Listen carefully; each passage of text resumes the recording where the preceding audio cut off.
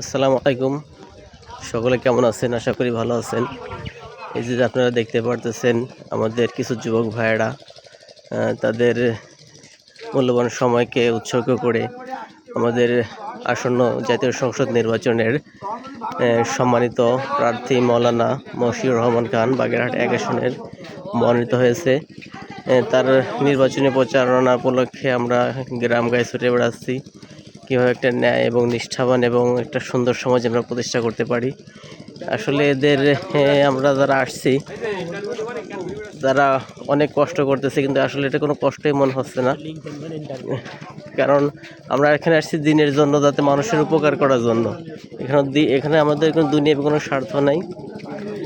এখানে আসছে সমাজটা যাতে সুন্দর হয় এবং কোনো দুর্নীতি, চাঁদাবাজ কিংবা অস্থিতিশীল পরিবেশ তৈরি না হয়, এবং আমরা একটা সুন্দর একটা সমাজ, যে সমাজ আমরা চাই, যেখানে আমরা সকলে মিলে ধর্ম বর্ণ নির্বিশেষে সুখী সমৃদ্ধভাবে বসবাস করতে পারি একত্রে। সে উদ্দেশ্যেই আমাদের এই যে প্রচারণা। এই আশা করি ইনশাল্লাহ যে গণরোধার সৃষ্টি হয়েছে দাঁড়িপাল্লার পক্ষে, আশা করতেছি আমরা এবারে ইনশাল্লাহ বিজয় লাভ করে এই তো ঘরে ফিরবো।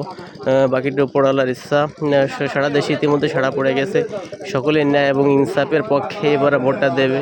তরুণ প্রজন্ম এবার ঠিক করে ফেলেছে যে তারা ন্যায় এবং ইনসাফের পক্ষে ভোট দেবে। তারা কোনো দুর্নীতিবাজ যারা দেশকে বিভিন্নভাবে পিছনের দিকে নিয়ে যেতে চায় তাদেরকে তারা ভোট দিতে চায় না।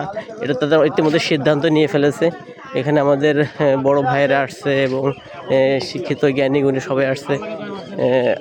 আপনারা সকলে আমাদের জন্য দোয়া করবেন, আমাদের এই যে পরিশ্রমটুকু যেন সার্থক হয় এবং আমরা যেন দেশ এবং দেশের দশের জন্য কাজ করতে পারি। এই আশা ব্যক্ত করে আমি আমার এই সংক্ষিপ্ত লাইভটি শেষ করলাম।